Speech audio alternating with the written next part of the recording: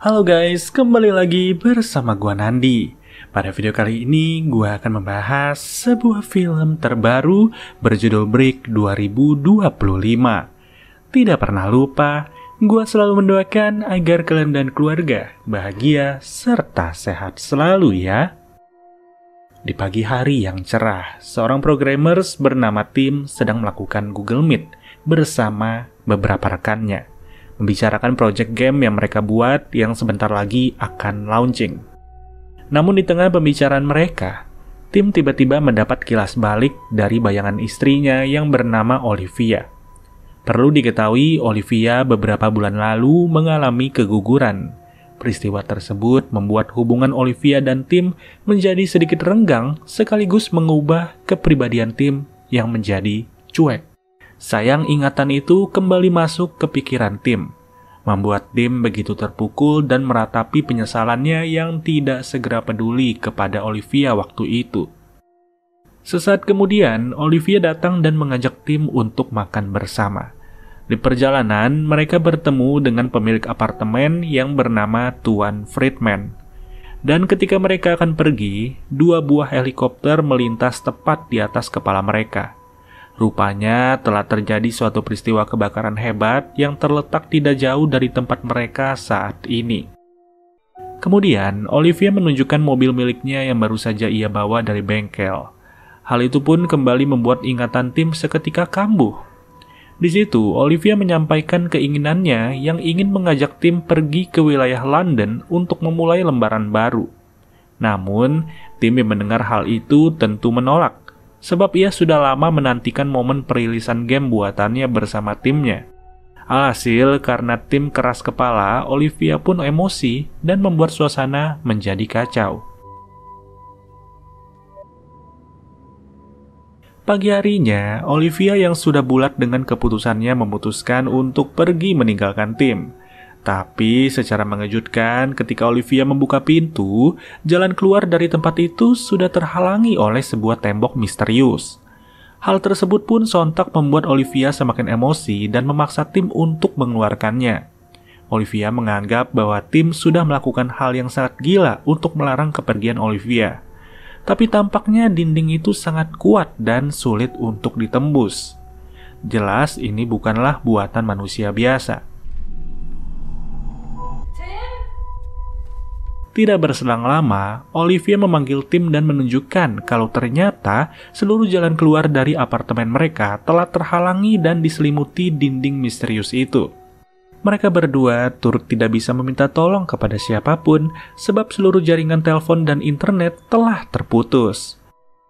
Scheiße, hier ist alles tot.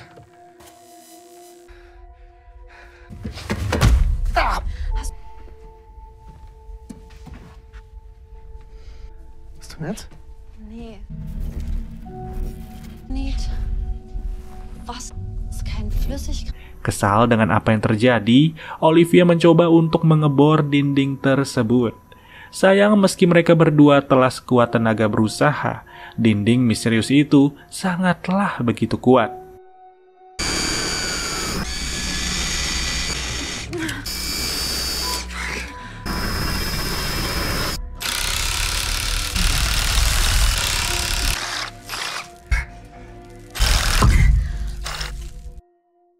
Di tengah kebingungan yang mereka alami, Tim dan Olivia teringat kalau mereka mempunyai tetangga di sebelah kamarnya. Oleh karena itu, Olivia segera mengebor dinding sebelah kamar mereka untuk mengecek keadaan tetangganya. Rupanya, nasib sial yang sama dialami oleh tetangga apartemen mereka yang bernama Anna dan juga Marvin. Ketika Tim mengecek saluran air di apartemen, secara tak terduga saluran air di tempat mereka juga sudah terputus, membuat Olivia semakin pusing dengan kejadian yang mereka alami saat ini. Frustasi dengan keadaan yang telah terjadi, Olivia tak sengaja mengucapkan kata-kata kasar yang menyinggung perasaan Tim. Di tengah situasi tersebut, Tim melihat kalau serpian ponsel miliknya menempel di dinding misterius itu. Disinilah Tim sadar kalau dinding hitam ini mengandung gelombang elektromagnetik. Oleh karena itu, Tim mengajak Olivia untuk menyusun beberapa peralatan dapur demi mengetahui di titik mana saja magnet itu berada.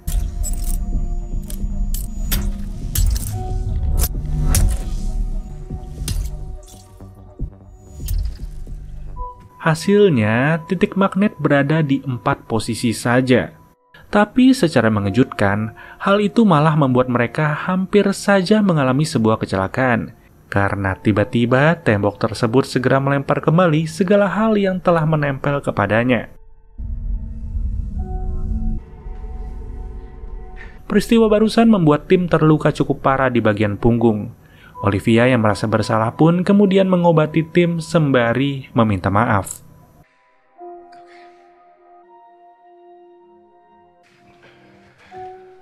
Ketika mereka berdua sedang berbicara, Tim dan Olivia tak sengaja mendengar suara teriakan Anna dan mereka kemudian mencoba menolongnya. Tapi karena Anna tak kunjung menjawab panggilan mereka, Tim dan Olivia memutuskan untuk menjebol dinding apartemen tersebut dan mengecek keadaan Anna.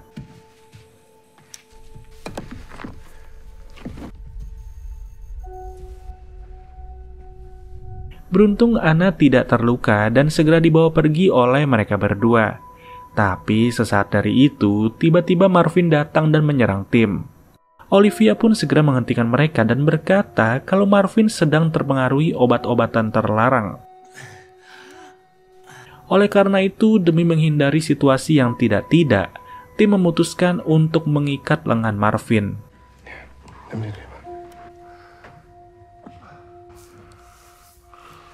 Setelah situasi reda, Tim dan Olivia teringat bahwa mereka memiliki sebuah gudang. Di sanalah Tim akhirnya mendapati sebuah palu besar. Tim pun langsung mencoba untuk memukul dinding misterius itu, meski usahanya tidak mendapatkan hasil yang maksimal.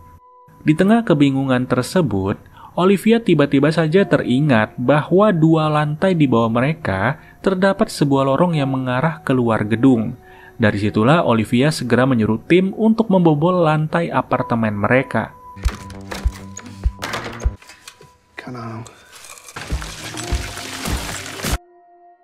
Setelah lantai dibobol, Tim tidak mendapat jawaban dari penghuni apartemen di lantai bawah.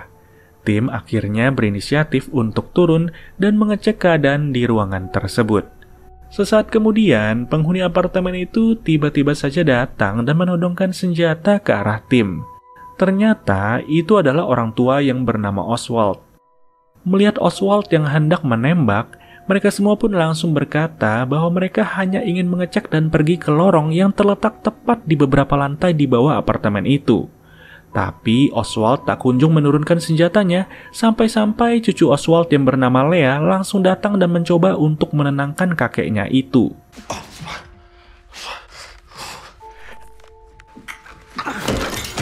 Singkat cerita, Olivia, Anna, dan juga Marvin pun turun. Sempat terjadi rasa kecurigaan dari Oswald yang melihat lengan Marvin yang terikat. Tapi untung saja, sebelum Oswald beranggapan yang tidak-tidak, Tim menjelaskan bahwa semua ini hanyalah kesalahpahaman semata. Dengan ketidakpastian yang terus berjalan, kini Olivia menyuruh Marvin untuk membobol lantai apartemen Oswald. Ketika Marvin sedang berusaha untuk membobol lantai apartemen itu, Tim malah menemukan sebuah sensor api yang terdapat sebuah kamera pengintai di dalamnya. Saat ditanyakan kepada Oswald, Oswald pun berkata bahwa kamera tersebut bukanlah ia yang memasang. Mendengar perkataan itu, Tim dan juga Marvin bergegas mengecek satu persatu sensor api yang ada di setiap ruangan. Marvin pun kemudian berkata di hadapan mereka kalau semua ini adalah sebuah permainan orang-orang kaya seperti Squid Game dan lain sebagainya. Orang-orang kaya itu sangat menikmati penderitaan mereka semua dan si pemilik gedung alias Tuan Friedman adalah game masternya.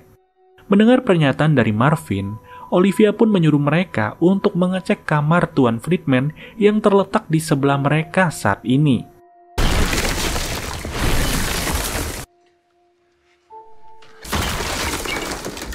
Setelah melubangi dinding, mereka yang tidak mendapat jawaban dari Tuan Friedman memutuskan untuk mengeceknya.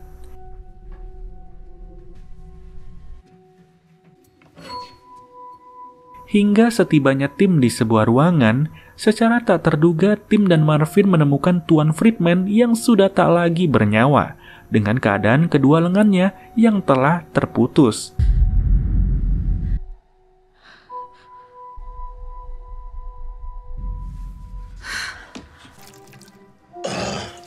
Penasaran apa yang sebenarnya terjadi, tim mencoba untuk mengecek ponsel milik Tuan Friedman.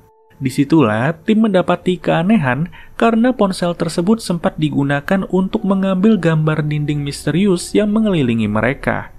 Marvin yang ingin segera keluar dari tempat itu dengan penuh emosi kembali melanjutkan tugasnya untuk melubangi lantai apartemen Oswald. Sayang, ulahnya tersebut justru membuat tim Anna dan juga Marvin langsung terprosok jatuh. Untung saja, mereka bertiga tidaklah kenapa-napa dan hanya mendapati sedikit luka.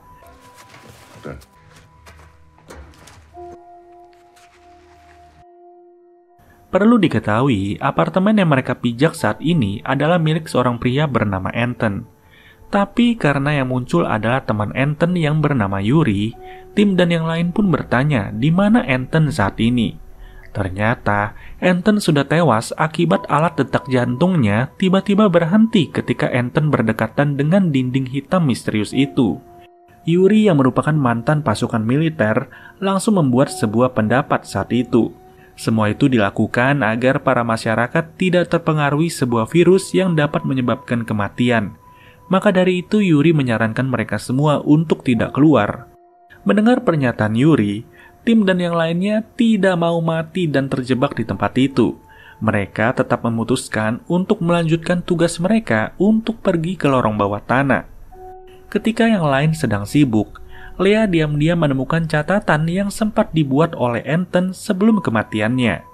Di dalam catatan tersebut, Lea yang pintar pun menyimpulkan bahwa Anton sedang mencari suatu kombinasi. Singkat cerita, setelah sekian lama berusaha, akhirnya mereka dapat menembus lantai menuju terowongan bawah tanah. Kemudian tim dan Olivia segera menelusuri lorong itu untuk mencari jalan keluar. Ja.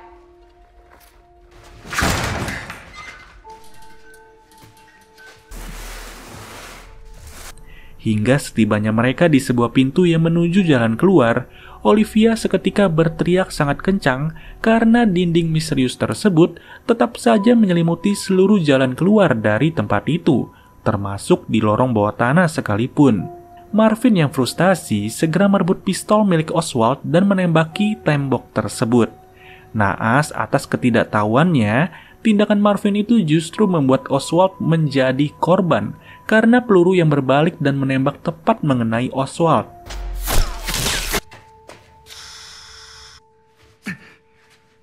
Marvin pun sangat merasa bersalah karena sebenarnya ia tidak berniat untuk membunuh Oswald dan hanya ingin melampiaskan emosinya saja.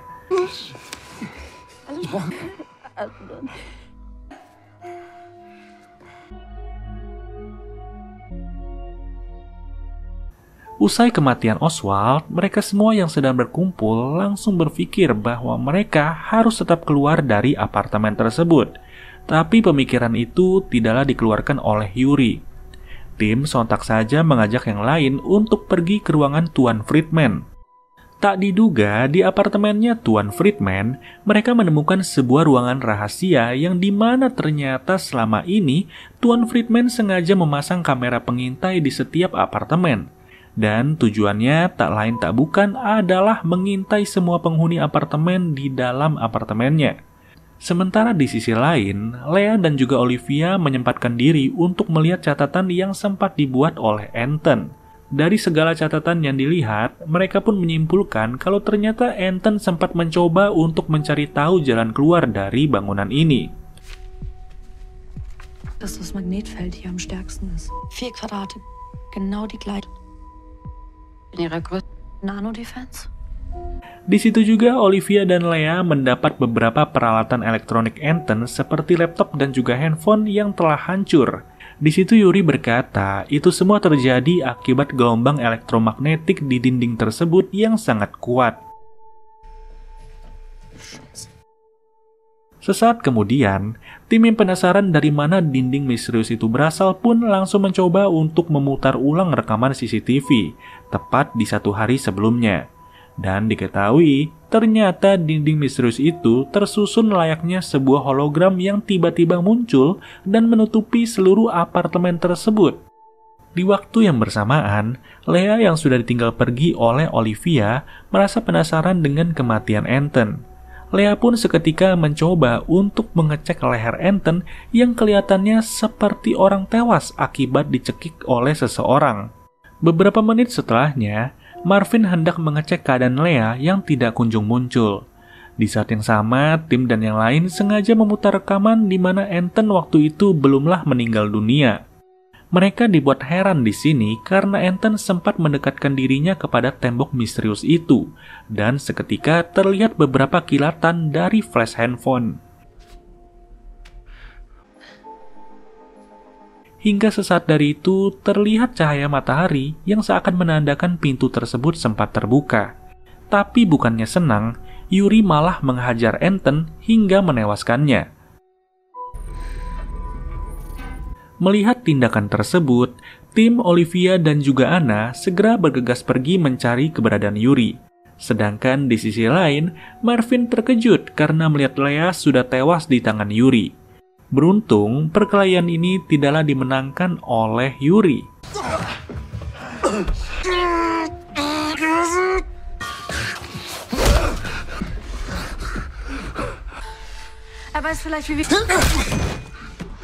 Usai terkuaknya fakta pahit, kematian Lea pun sangat membuat mereka semua bersedih karena orang sebaik Lea sudahlah menjadi korban. Tim masih menduga bahwa ada sesuatu yang masih disembunyikan oleh Yuri. Disitulah tim mencoba untuk mencari petunjuk melalui lembar catatan Anton yang sebelumnya dibakar oleh Yuri. Mengetahui kalau Anton sempat berhasil membuka dinding misterius itu, tim pun sadar kalau ini semua ada hubungannya dengan sebuah perusahaan, di mana perusahaan tersebut diketahui bernama Epsilon dan merupakan perusahaan keamanan militer. Oleh sebab itu, tim dan Marvin kemudian menginterogasi Yuri untuk mengetahui apa yang sebenarnya terjadi. Di sini, Yuri berkata bahwa ia sengaja membunuh Anton hanya karena ia tidak sependapat dengan Anton. Sebab Yuri beranggapan bahwa semua ini ada alasannya kenapa bisa terjadi. Dan tentu ia tidak mau mati konyol ketika Anton membuka pintu tersebut. Menurut Yuri, di luar sana tidak lagi aman dan bisa saja zat radioaktif atau virus atau apapun itu sedang menyerang kota ini dan bahkan seluruh dunia. Tak lama kemudian, Anna memanggil tim dan Marvin untuk menunjukkan rekaman CCTV di mana Anton dengan perangkat ponsel dan laptopnya berhasil membuat sebuah aplikasi. Sadar kalau handphonenya Anton sudah dirusak parah oleh Yuri, tim yang merupakan ahli IT pun mencoba untuk memutar otaknya. Di sini ia mengambil beberapa perangkat dalam dari handphonenya Anton dan dipindah ke ponselnya Anna. Setelah itu, tim menginstal ulang aplikasi tersebut dan kemudian ia mencobanya dengan penuh kehati-hatian.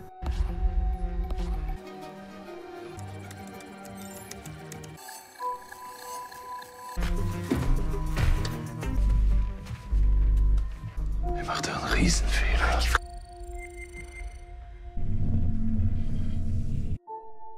Setelah terinstall, disitulah terdapat beberapa kotak yang ketika ditekan muncul flash di ponsel itu. Di mana ketika sudah berhadapan-hadapan dengan dinding, mereka pun memencet tombol-tombol secara asal, yang akhirnya terlihat dinding di hadapan mereka terbuka dan membuat sebuah pintu portal seperti menuju dunia luar.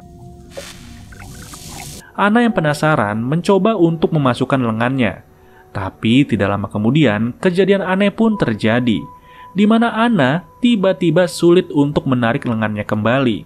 Tim Olivia dan Marvin yang melihat kalau hampir sebagian tubuh Anna tersedot oleh portal tersebut pun langsung mencoba untuk menolong. Sayang, aksi mereka gagal karena dinding kembali mengeras dan membuat Anna tewas seketika. Di tengah kesedihannya itu, Marvin harus mendengar lagi suara tertawa dari Yuri yang mengolok-ngolok kematian Anna. Dan sontak saja, tanpa pikir panjang, Marvin langsung menembak Yuri. Setelah itu, Marvin yang sudah tidak lagi mempunyai tujuan hidup pun langsung memutuskan juga untuk menyelesaikan keberadaannya di dunia ini. Kini, hanya tersisa Tim dan Olivia yang masih bisa bertahan hidup di dalam kondisi seperti itu. Sesaat kemudian, Tim dan Olivia kembali membuka aplikasi dan mencoba untuk mencari celah supaya mereka bisa bebas dari tempat tersebut. Akhirnya, Mereka mencari segala jawaban melalui rekaman CCTV, di mana setelah ditelaah lebih dalam, mereka pun menyadari bahwa dari keempat tombol itu terdapat setiap flash yang berbeda. Mereka berdua seketika kembali menyamakan setiap flash yang sebelumnya terekam dan digunakan oleh Ethan untuk membuka dinding tersebut. Dari setiap flash yang dicocokkan, akhirnya diketahui bahwa urutan tombol tersebut memutar seperti arah jarum jam. Sayangnya, ketika mereka sedang mencoba, tanpa disadari Yuri ternyata masih hidup dan langsung menyerang tim. Pertikaian di antara mereka pun tidak bisa terhindarkan lagi sampai-sampai membuat Olivia sempat terjatuh ke ruangan di bawahnya. Yang akhirnya, setelah itu tim mengajak Olivia untuk segera pergi mencari jalan keluar melalui terowongan tersebut.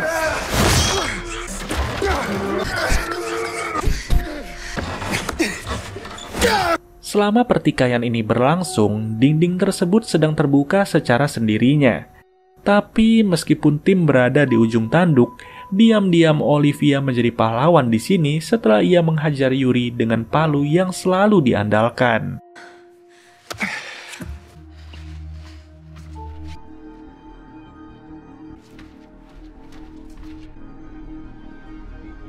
Akhirnya, setelah sekian lama berusaha, mereka berhasil keluar. Namun, siapa sangka, tim dan Olivia harus menemukan sebuah jawaban yang mengejutkan, di mana rupanya bukan hanya apartemen mereka saja yang diselimuti dinding misterius itu, melainkan seluruh bangunan yang ada di satu negara ini sudah terselimuti dinding hitam yang sama.